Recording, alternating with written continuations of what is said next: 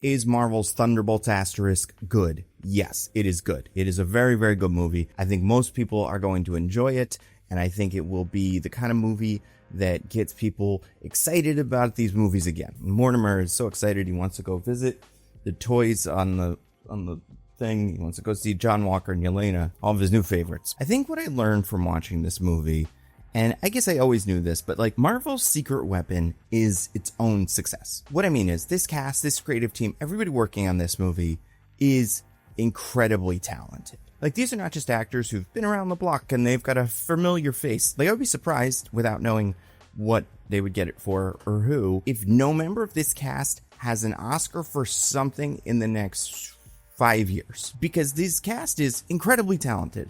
Sebastian Stan just won an Oscar. Florence Pugh, I don't even know if she's won an Oscar. I mean, she should have won an Oscar for Little Women because she was so good in it. Like, Wyatt Russell's crushing it. They're all doing so well. You got Julie Louis-Dreyfus, the funniest woman alive. Then on the other side of the camera, you got Jake Schreier, Joanna Callow, two people that worked on Beef, The Bear. You got Lee Sung-jin, who apparently did some rewrite, although he's not credited on IMDb, but he did work on a version of the script or something. You got Eric Pearson, who's working on this, worked on like Ragnarok and stuff. But like, if you listen to a lot of these people do interviews, Julie Louis-Dreyfus is a good example of one. They're asked, like, you don't usually make these kind of movies. Why are you doing this? And she'll say, well, you know, I like these Marvel movies. They're exciting, but also my kids love them and they have an element of prestige. Like, I'm now part of the Marvel Cinematic Universe and that is fun. Like, there's very few things like that in cinema. And like, what ends up happening is, because of that, Marvel is able to attract talent that normally maybe wouldn't be interested in this. Florence Pugh is not making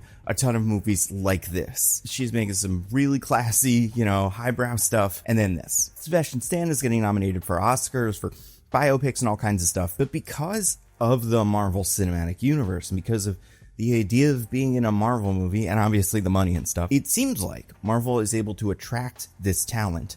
And then the fun part is, Yelena, let's say, Florence Pugh. Yelena is not an incredibly interesting character in the comics, especially not like the way she was originally written. She was this new Black Widow on the scene who showed up, and she's very provocative. She just kind of, you know, helped a little bit, but also got in Natasha's way. But because Florence Pugh is such a good actor, she was able to infuse so much personality into this character, make this character people really, really wanted to see again, and someone very specific that felt very real and relatable, that once Black Widow comes out, does somewhat well, and like, people are like, oh, that character's great, I like her. Shows up in Hawkeye, does the same thing. Small appearance, very memorable. Kate Bishop eating the hot sauce and the, you know, macaroni and cheese. Then we have a character now, a version of Yelena, is not very much like the version from the comics, the inspiration, but she is like a Florence Pugh character, the same way that Iron Man is kind of like a Robert Downey Jr. character. And if you're like, well, but that's like the Iron Man, look at like Kiss Kiss Bang Bang, and that's what Robert Downey Jr. was doing at that time. And then he brought that to Iron Man, and obviously it was like merging the two. But anyway, because Marvel has been so successful, and you know, people say, oh, it's not as good as you, it doesn't matter. It still makes so much money. It always has one of the top 5 like highest grossing movies of the year. Very frequently it's got somebody in the top 3. There's nothing like it. Because of that, they're able to pick up talent for smaller roles, smaller characters. Bucky, a character, someone that matters, but did not have the vibe that Sebastian Stan has now. Heck, you know what? I can't even describe what is Sebastian Stan's vibe. He's got an effortless coolness to him that I think is a big part of it. But at the same time, he doesn't seem like someone who is traditionally cool. Like Robert Downey Jr., Iron Man, cool. Sebastian Stan does not sound, but he's got a very, I don't know, I'm gonna say boyish kind of like charm that Sebastian Stan was able to work into Bucky, and now characters see Bucky and they're like, oh my god, that Bucky guy, he's so cool, I love him so much. That's because Sebastian Stan was so cool and made Bucky so memorable and a character so many people got so attached to, because then you're able to kind of reshape the character using this meta narrative around the character that exists in our world. And this is not something that Marvel invented, but it's the kind of thing where because they're successful, they're able to bring on talented people that would not necessarily do this kind of movie. And then they continue to be successful because of those talented people and because they are able to make these characters that nobody really had an attachment to before. They're able to make them humongous stars, and then that makes the movie successful, and then other people want to get involved. Like, it's just really interesting. And I think that this movie does not exist in something that's not Marvel, not because like only Marvel could make it, because these personalities and the creatives behind the scenes and the actors wouldn't make a movie like this, and maybe we wouldn't want to see it. But these characters are all so specific.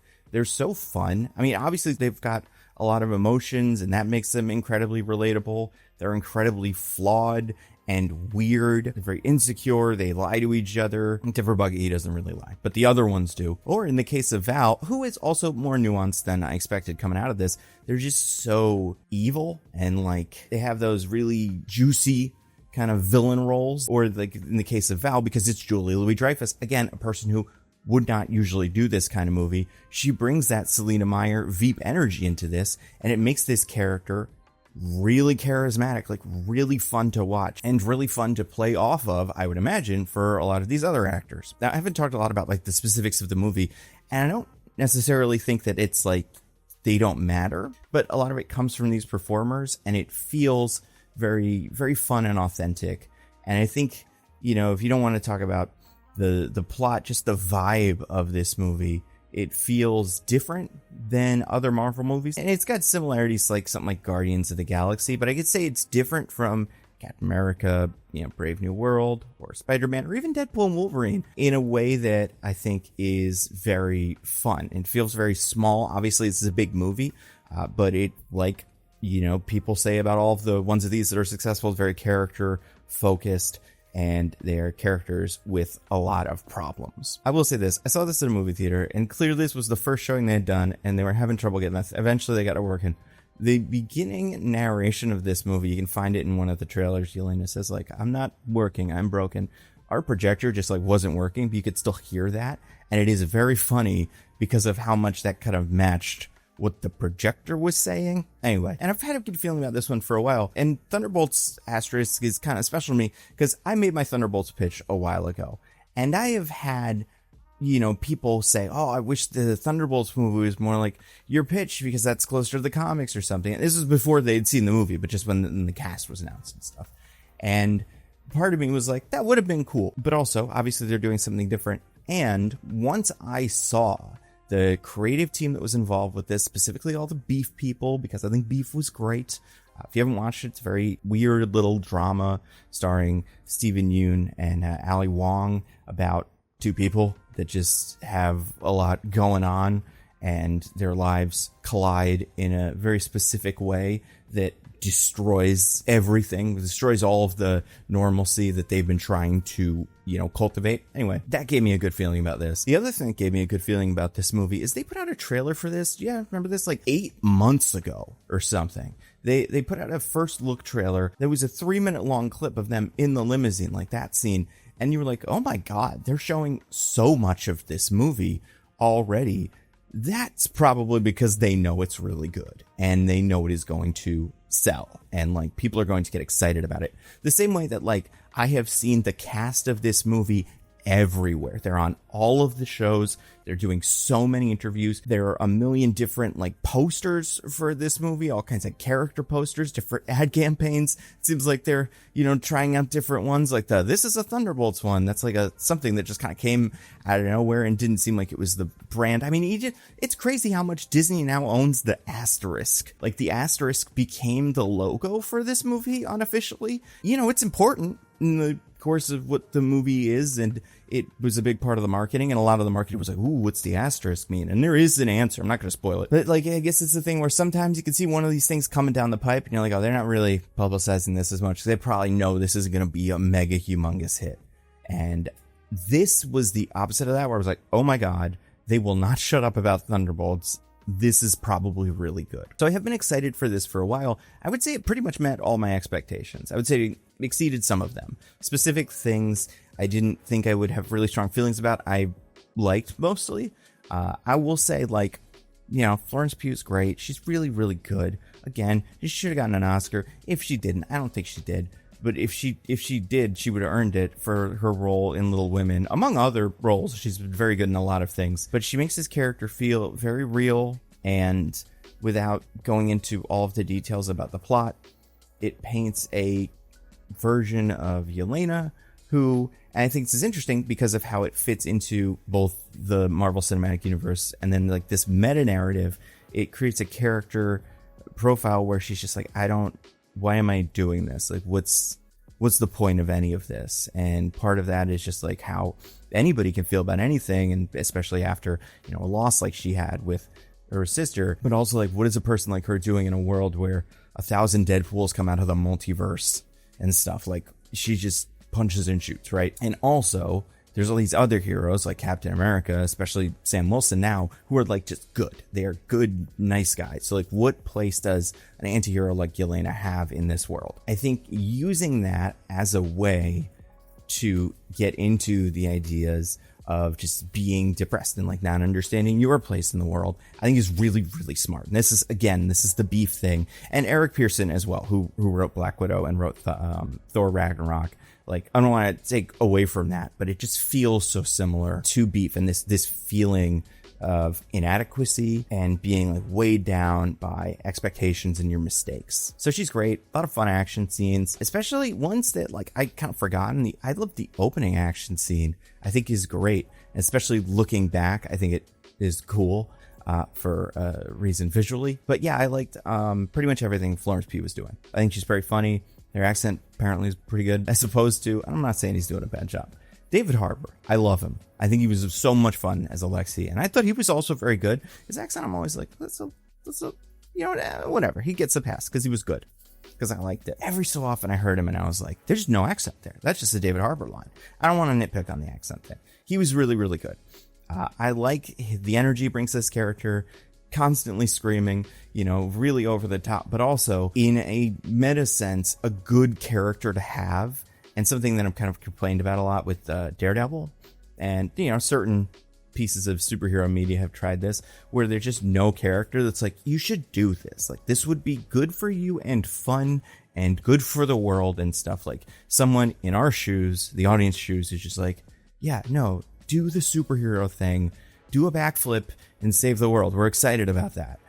So his energy there was great. He had to balance out 4 characters who were not necessarily like somber, but just kind of out of it. And that was obviously Ghost, Hannah John Kamen, who I liked here. I think the visualization of her power is great. My favorite costume kind of glow up, mostly because I had nothing against the original Ghost costume, but I really like how it looks in the comics. It's kind of simple, especially the mask, so I like that they brought that in here. I also just like the power visualization was super cool, very slick, very fun, and like this is a character who has a lot that she can do, and this is also very smart, and they usually do this really well.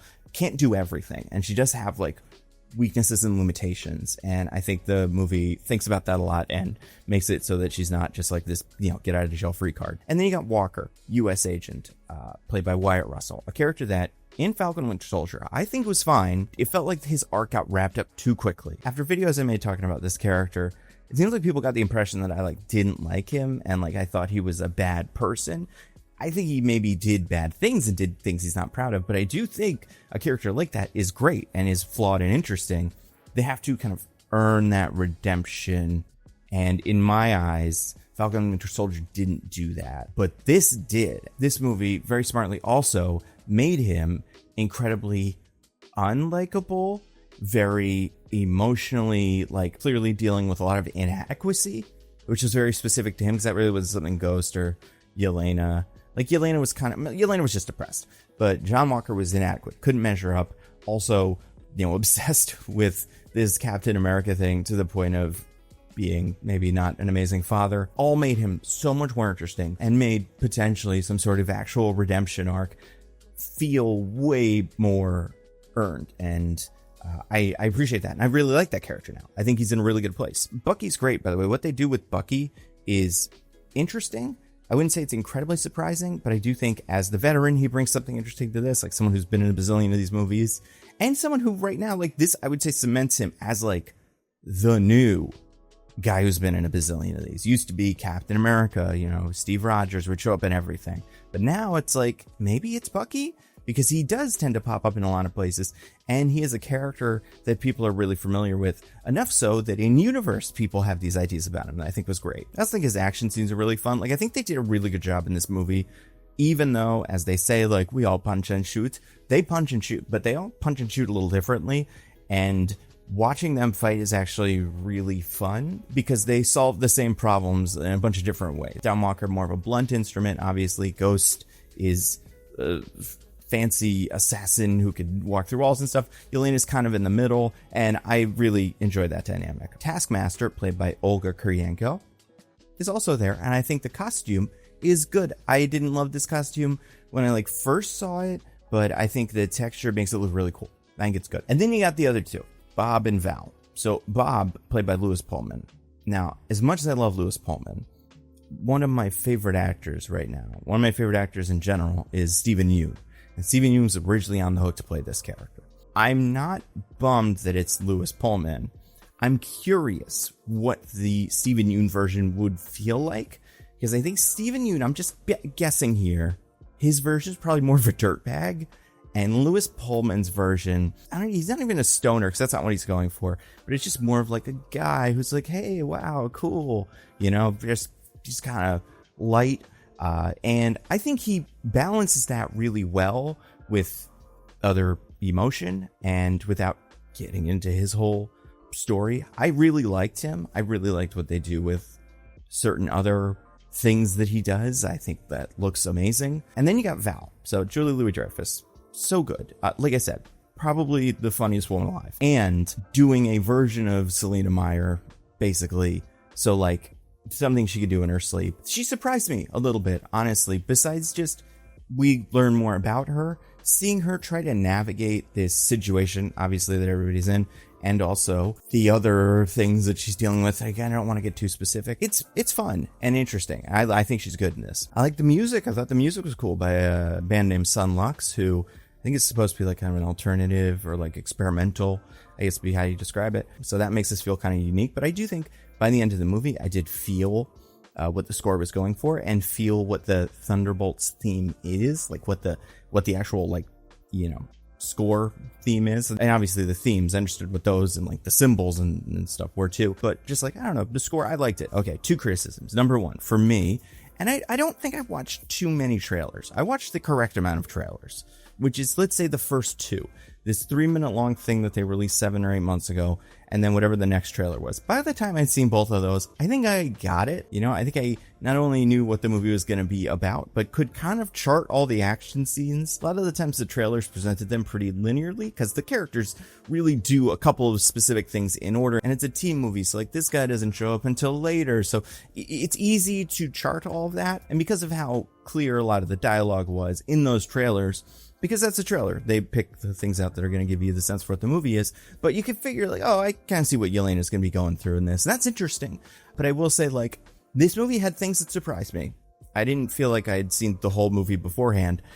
But I do think, as a consequence of Marvel being we got to start getting people excited about Thunderbolts, I would have liked to have seen a little less. Specifically, what I would have liked to have seen less of? Less of the conclusions of scenes. There's a lot of scenes, right? A start of a scene. The guys that are shooting at them. Bucky shows up, I think if I had just seen the start of that, and even a lot of the action in the middle, fine. The end bit, not fine. Don't show me that. Don't show me how this scene is going to end. Same with the confrontation in the base where everybody meets each other for the first time. See a lot of fun moments there, but in the trailer, they also showed the end, how they get out and stuff, which obviously you're going to watch it and you're not going to be I guess they're all going to burn to death here. But just don't show those things. That's the trick to one of these. Though that's criticism number 1. Criticism number 2. I do think this movie, and this may come very differently for people that say did not watch all of these or don't remember them all as much as I do because you make videos about them all the time, right? I know some people don't do that. I do that. And other people online make videos about this stuff constantly. But there's probably at least a handful of people going to this movie who haven't done that. So for those people, it probably maybe is helpful to have every single character, every time they're introduced to another character, tell us what that character's backstory is, and then go like, for instance, and I can't remember exactly how this goes, but like John Walker will she's like, I'm John Walker, and they'll go, yeah, I know, you're the Captain America that killed a guy and then went crazy and then wasn't Captain America anymore. And then he'll be like, well, at least I'm not a spy who killed a lot of people and then did a big mission, and then your sister was Black Widow and then she died and now here you are, also you were in Hawkeye. Like, there's just so much of that. And there's even bits later in the movie where characters doing it where like, they know, we know, and they know because they had this conversation already. But that was just a little thing, and honestly I may be like kind of over exaggerating that in my head, but there was just a lot of dialogue that I think felt really good, like really natural. And then there was other dialogue that felt like characters were like, yeah, you have to say that. And I do think part of what I think worked for me in this movie is the humor. It was very funny. And in the same way that like Guardians is funny, although not the same type of humor, but the same, I would say, energy, or Avengers has a similar energy where it is not a comedy, but these characters are silly and the editing knows that. So the editing is constantly making jokes out of it, making jokes out of the way a character will enter, or, you know, cutting off a line that will be funnier if it's, you know, cut off. So I'll say like the editing of this movie made it clear that it was fun. It got heavy at times, but I think it balanced that out well. Part of the thing that I loved about this movie with the humor, because there were all the big moments where Red Guardian would say like, we want to be toy on the Wheaties box. Honestly, I'm doing a bad job. There is a Red Guardian accent that I'm like not doing. We will be the toy on the Wheaties box. I don't know, whatever. I mean, that's not even what the phrase is. We'll be the heroes on the Wheaties box with Kitty Toy. That's better. Anyway, there'd be moments like that were funny and were in all the trailers and whatever. There were other moments. This is another example of a Red Guardian moment that was like in all the trailers. Red Guardian and Bucky are driving, and he says, what kind of super soldier serum do you have? Bucky says, I don't know, normal, Hydra. And he just goes, oh, Hydra, fancy. That kind of like taking this big concept of asking another superhero where they got their super soldier serum from and playing it like small talk is great. There's something that happens right before that that I loved so much, and it was so small, but there was a lot of that. A lot of a character would like kind of act a certain way, or go like, hey, you're cool, that's cool, and be like, yeah, thanks, I thought it would be cool. I think Yelena did that well in the first Black Widow. She's like obsessed with her vest, so many pockets, right?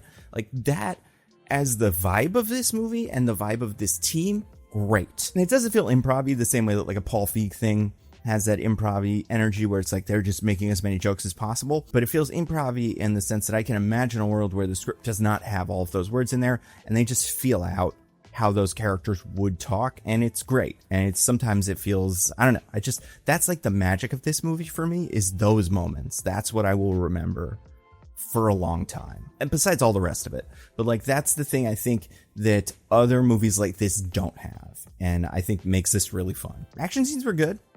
I don't really want to talk about them too much. There was at least one or two that weren't super focused on the trailers that I quite liked. End credit stuff is really good, and I am very excited about that and excited for people to talk about it. I will say some of the costumes in this movie I really, really liked. Like I said, Ghost is great. US Agent looks great. Similar to the original US Agent costume, but felt dingier than usual. I love the homemade, or whatever it is, Red Guardian costume. That really grew on me because it doesn't fit the rest of them, right? Like they all have, you know, what is tactical gear mostly. Ghost has, you know, the Ghost costume, but like the rest of them have, Yelena has like a version of like a military outfit, but Red Guardian has this very, very like kind of stitched together and padding over padding costume that I loved. I think that was great. And Bucky looks cool. I like that he's back with this hair. This was good hair for him. And then other actors, Geraldine Viswanathan, who was in Miracle Workers, who I really liked in Miracle Workers, and Blockers. She plays a character, small role, fine. Good. One of those characters that I'm like, oh, I kind of wish there's a little bit more going on with them, but whatever. Oh, the other guy, Wendell Pierce, fine. Pretty much all of the performances that I mentioned originally are like the guys. I will say this, without getting into details, there's certain points where I'm like, yeah, you wouldn't call the Avengers for this. There's other points where like, you would call someone. And I don't understand, personally, why they don't. And I'm fine with that. I'm fine with the movie being what it is. Coming out of it, that's like my only big logistical question. But overall, I think this movie is really, really good. I think this is going to be a lot of people's favorite Marvel movie in a while. I think this might be some people's favorite Marvel movie just of all, because it's very funny. It deals with themes that I think are very relatable. It's the first movie where Avengers have talked about being on their phone, and we've seen Avengers on their phone, which is like what everybody does all the time, right? Like, I like that a lot. And yeah, I like the parts of this movie that are a meta commentary on the MCU or superhero movies, creating a superhero. What does that end up looking like?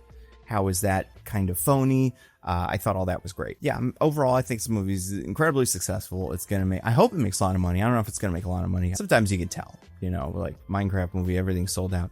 I don't really know. I haven't looked at it, but I think this is one of those movies, maybe like Sinners, that because of good word of mouth, even if it wasn't the biggest, like highest profile hit of the year, is going to do well over time. Yeah, it was good. It was really, really good. I liked it. And you know what else I like? Nebula. Oh, Nebula. We're talking about Nebula. Nebula is a subscription streaming service that I helped to create. Supporting Nebula is the best way to support this channel. All my videos go up early, ad-free. For videos like this, maybe a day early, maybe 6 hours early. For videos on Nando V Movies, maybe a month early. A lot of it depends on the production schedule, but you will see my videos before anybody else sees them. There's also all kinds of great Nebula original content like Jet Lag, but also documentaries and also, you know, fiction stuff that we're working on. I'll probably talk more about that soonish. And like, just go to Nebula, look around. We'll find cool stuff by cool people. Abolish Everything. I love that. I was at a taping of one of those. I don't think the one that I went to the taping of has come out yet, but when it is out, you'll be able to see me in the audience and go, he was at that. So that was fun. I haven't performed, but I mean, I was in the audience at it, which is kind of performing. You know, you're laughing and clapping and stuff, and you're part of the show as far as I'm concerned. And a year of Nebula is already a steal at $60, which is like $5 a month. But if you go to go.nebula.tv/thenandocut, you can get a year Nebula for $36. That is $3 a month. It is an incredible deal. Go to go.nebula.tv/thenandocut. You'll be happy that you did. I'll probably do another video, the more spoilery review of this with some of my questions and talking about specific details that I didn't want to spoil here. But until then, stay safe. I'll see you guys next time. Goodbye.